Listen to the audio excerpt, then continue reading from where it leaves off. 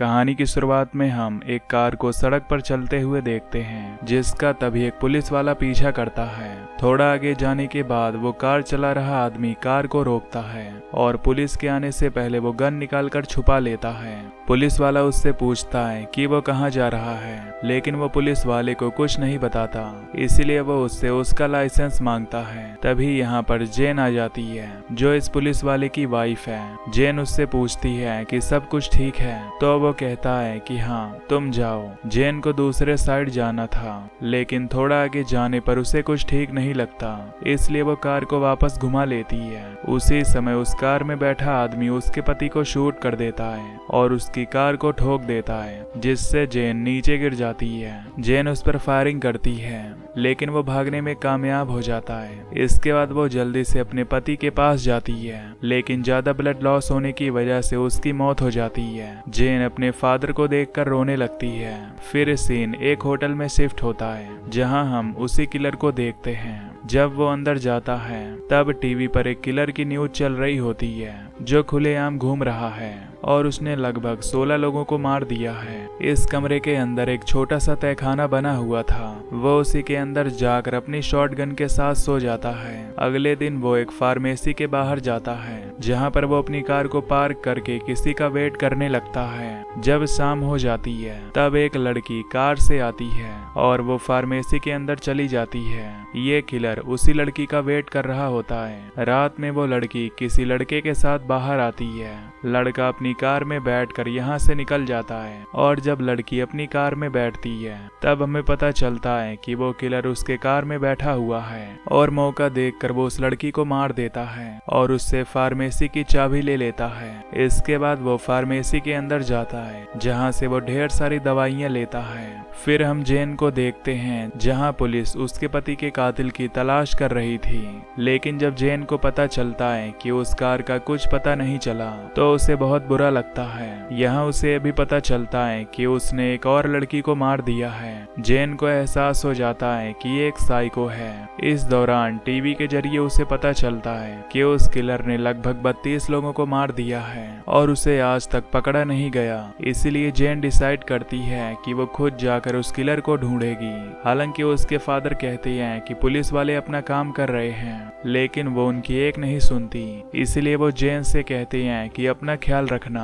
इसके बाद हमें उस किलर को दिखाया जाता है, जो रोड पर होता है। तभी बीच रोड पर वो एक कार को देखता है, जहां एक लड़का अपने कार के टायर को ठीक कर रहा था और उसकी गर्लफ्रेंड कार में बैठी हुई थी। थोड़ा आगे जाने पर वो किलर अपनी कार को साइड में रोकता है और अपना मास्क पहनकर कार की डिग्गी में से बड़ा सा हथौड़ा निकालता है। इसके बाद वो सीधा लड़के के पास जाकर उस पर हमला करता है। आवाज सुनकर जब लड़की बाहर आती है, तब वो अपने बॉयफ्रेंड को मरा हुआ पाती है। जब वो पीछे देखती है, तो किलर को देखकर डर जाती है और भागने लगती है। तभी वो सामने से एक ट्रक को आता हुआ देखती है। ट्रक ड्राइवर उसे देखकर तेजी से ब्रेक मारता है, जिसकी वजह से ट्रक का बैलेंस बिगड़ जाता है और उस ट्रक में विस्फोटक सामान रखा हुआ था, जिससे उसमें धमाका होता है। इसके बाद किलर लड़के के खून से उसी के कार पर पेंटाग्राम बनाता है और यहाँ से चला जाता है। FBI की टीम उस किलर की तलाश कर रही थी, इसीलिए जेन भी उनके साथ मिलकर केस को सॉल्व करना चाहती थी।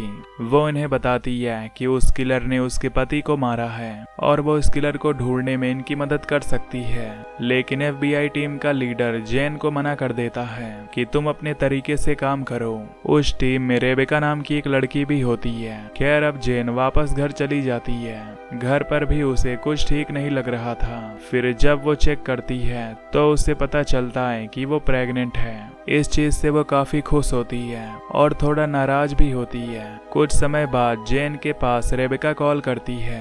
वो जेन से कहती है कि मैं तुम्हें उस किलर के बारे में कुछ जानकारी देना चाहती हूँ। वो उसे मिलने के लिए क्लब में बुलाती है, जहाँ रेबेका उसे कहती है कि वो किलर किन रास्तों से होकर गुजर रहा है। अब तक स्टडी के मुताबिक उस किलर का कोई खास मकसद है, लड़की को जान से मारने के बाद उसने फार्मेसी के अंदर से कुछ दवाइयां चुराई। इसके बाद उसने एक बंदूक डीलर को मारा, उसके पास से कुछ बंदूकें और ग्रेनेड को चुरा लिया। जैन कहती है कि वो अपनी कार में ही सोता है, लेकिन रेबेका उसे बताती है कि नहीं, वो होटल्स में रुकता है। जैन को यकीन नहीं हो रहा था, इसलिए रेबेका उसे उस होटल के पास लेकर जाती है जहां पर वो किलर एक रात रुका था।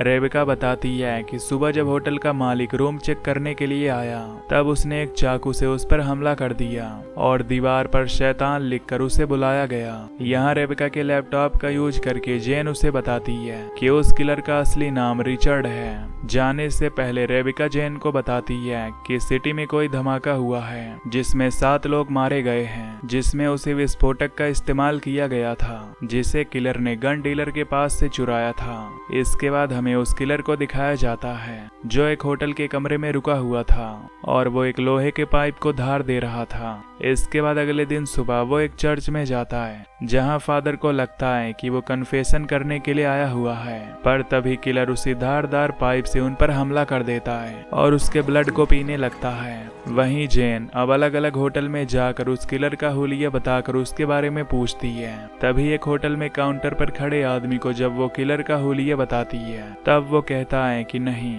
ऐसा कोई आदमी हमारे यहाँ नहीं आया। लेकिन जब वो अपनी डायरी को चेक करता है, तब उसे लास्ट में एक नाम दिखाई देता है जो रिचर्ड रिप्स के नाम पर था। जैन उस कमरे की तलाशी करने के लिए जाती है जहाँ पर वो रुका हुआ था। अंदर बेड पर उसे एक सूटकेस दिखाई देता है। इसके बाद जब वो बाथरूम में जाती है, तब उसे वहां पर शॉटगन दिखाई देता है। बाथरूम की तलाशी लेने के बाद जैसे वो बाहर आती है, तभी पीछे से किलर उस तहखाने से बाहर निकलता है। जैन उस पर हमला करती उससे पहले किलर उस पर हमला कर देता है। जैन उसका मुकाबला करती है, लेकिन वो किलर जैन को उठाकर खिड़की से बाहर फेंक देता है, जिससे जैन काफी ज्यादा जख्मी हो जाती है और वो किलर खिड़की की मदद से यहाँ से भागने में कामयाब हो जाता है। जैन उस किलर को नहीं पकड़ पाती।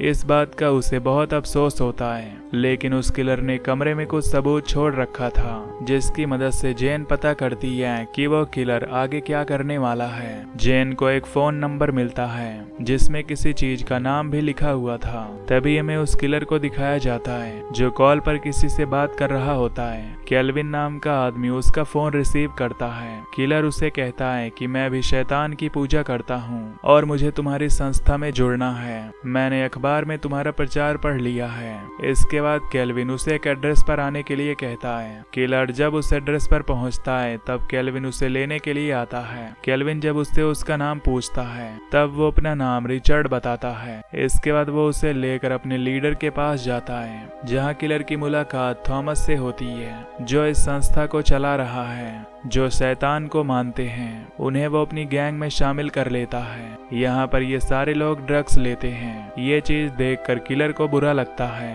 वो समझ जाता है कि ये लोग दिखावटी हैं और ढोंग कर रहे हैं। इसके बाद केल्विन उस किलर को ले जाकर उसका कमरा दिखाता है। यहाँ पर किलर उसे कहता है कि मुझे एक इंसान की जानकारी चाहिए। केल्विन कहता है कि ठीक है, उसका नाम और पता बताओ। किलर कहता है कि वो मुझे नहीं पता, बस ये पता है कि वो क्या करता है। तो केल्विन कहता है ठीक है। किलर जब टीवी को चालू करता है, तो उसे पता चलता है कि जिस पुलिस वाले को उसने गोली मारी थी, उसकी पत्नी उसे ढूंढ रही है। वो किलर के बारे में न्यूज पर कहती है कि मैं हर हाल में उस किलर को ढूंढ कर रहूंगी। अगले दिन ऑफिस में जेन के लिए एक कॉल आता है। जेन को पता चलता है कि ये कॉल उसे किलर ने किया है, जो जेन से कहता है कि मुझे पता है कि तुम मेरा पीछा कर रही हो, मैं तुम्हारे लिए रास्ते में सबूत छोड़ दूंगा। ये कहकर वो कॉल काट देता है। इसके बाद जब किलर वापस से थॉमस के ग्रुप के पास जाता है, तो थॉमस हर किसी को ड्रग्स दे रहा होता है, जिसे खाने के बाद हर कोई नशे में हो जाता है। थॉमस भी उस गोली को खाता है। इसके बाद ये सभी लोग अपने कपड़ों को उतार देते हैं और फिर एक दूसरे के साथ इंटीमेट होने लगते हैं। किलर खड़े होकर यह सब कुछ देख रहा होता है। कुछ समय बाद केल्विन उस आदमी की जानकारी लेकर किलर को देता है। उसका नाम विल केस था और उसका एड्रेस भी लिखा हुआ था। जानकारी मिलने के बाद जब किलर यहाँ से जाने लगता है, तभी केल्विन उसे रोकने के लिए आता है। तभी उसे पता चलता है कि यही इंसान किलर है जो बाकियों को मार रहा है। किलर केल्विन से कहता है कि तुम उन लोगों की तरह नहीं हो, तुम्हारे पास मौका है, यहाँ से भाग जाओ। इसके बाद वो कुल्हाड़ी और पेट्रोल लेकर अंदर जाता है। जब ये लोग इंटीमेट हो रहे थे तो उसी वक्त किलर इन पर हमला करता है और आखिर में वो थॉमस को मारता है और उस पूरे जगह पर आग लगा देता है। उसी समय किलर को खिड़की के पास कुछ दिखाई देता है। वो जल्दी से भागकर खिड़की के पास जाता है। जैसे ही वो अपना मास्क उतारता है तभी एक गोली चलती है जिससे उसका हेलमेट टूट जाता है। गोली चलाने वाला कोई और नहीं बल्कि जेन थी, जो कब से उसका पीछा कर रही होती है। जेन जल्दी से अपनी कार में बैठती है, लेकिन तभी वो किलर अपनी कार से उसके कार में ठोक देता है और यहाँ से भाग जाता है। जेन की कार फंस जाती है, इसीलिए वो कुछ नहीं कर पाती। अब यहाँ पर FBI आती है तो जेन उन पर भड़की हुई थी क्योंकि उसने FBI के पास काफी समय पहले ही कॉल कर दिया था, लेकिन FBI वालों का कुछ पता नहीं था।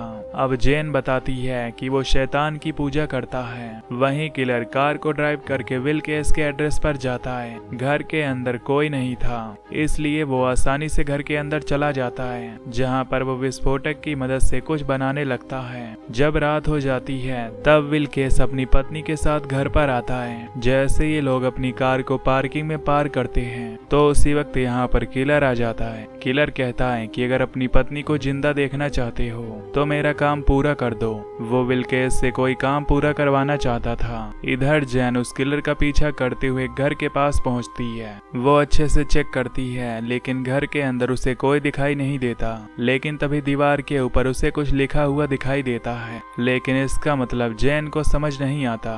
वो अपनी स्नाइपर गन से आसपास की बिल्डिंग्स को देखने लगती है। तभी उसकी नजर एक फैक्ट्री पर पड़ती है। तब जैन को समझ आ जाता है कि आखिर वो किलर आगे क्या करने वाला है। उस किलर ने तारीख लिखकर बताया था कि वो इस दिन ये करने वाला है। दरअसल ये फैक्ट्री एक न्यूक्लियर पावर प्लांट है जिसका नाम है 3MI।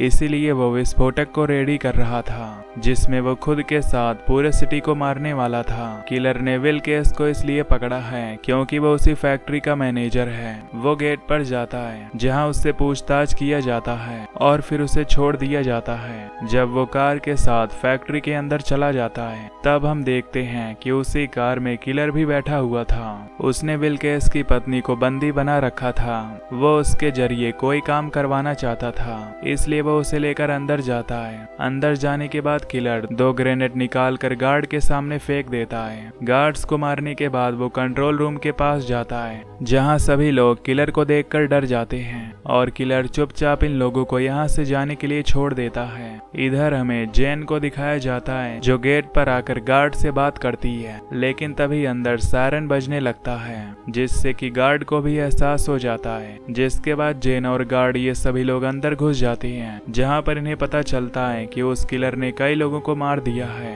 इधर किलर विल केस से पावर प्लांट सिस्टम को एक्टिवेट करने के लिए बोलता है। ये काम विल केस के अलावा कोई और नहीं कर सकता था, इसीलिए किलर ने उसे टारगेट किया है। उसके पास कोई और ऑप्शन नहीं था। अगर वो ऐसा नहीं करता तो किलर उसकी वाइफ को मार देगा, इसीलिए वो सिस्टम को एक्टिवेट कर देता है। जैन इन्हें बताती है कि मैं किलर को शुरू से ही देखते आ रही हूँ। वो यहाँ समझौता करने नहीं आया है, वो शुरू से इस चीज का प्लान कर रहा था। विल केस ने अपना काम पूरा कर दिया था, लेकिन तभी किलर उसे गन से शूट कर देता है। इसके बाद हमें पता चलता है कि उसने अपने शरीर में ढेर सारे बॉम्ब को बांध रखा है। ग्रेनेड का इस्तेमाल करके वो उस पूरी जगह को उड़ाने वाला था ताकि वो इससे हेल का गेट ओपन कर सके और शैतान को प्रसन्न कर सके।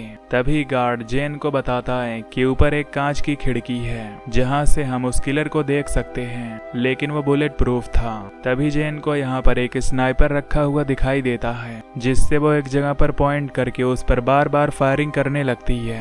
जिसके बाद जेन उसके पैरों पर शूट कर देती है, लेकिन उसी समय वो ग्रेनेड का पिन निकाल देता है। इसके बाद वो उसके हाथों पर शूट करती है और उसके सर पर गोली मारती है, जिसकी वजह से उसकी मौत हो जाती है। अब इस घटना को कई महीने बीत जाते हैं। जेन अभी भी सदमे में थी और अपने आने वाले बच्चे की तैयारी कर रही थी। इस दौरान हमें पता चलता है कि वो किलर मरा नहीं है, बल्कि वो अभी भी जिंदा है। उसे कैलिफोर्निया के एक हाईटेक जेल में बंद कर दिया जाता है और यहीं पर ये मूवी एंड हो जाती है। तो दोस्तों, अगर आपको ये मूवी की एक्सप्लेनेशन पसंद आई हो तो वीडियो को लाइक और चैनल को सब्सक्राइब कर देना। Till then take care, love you, bye bye.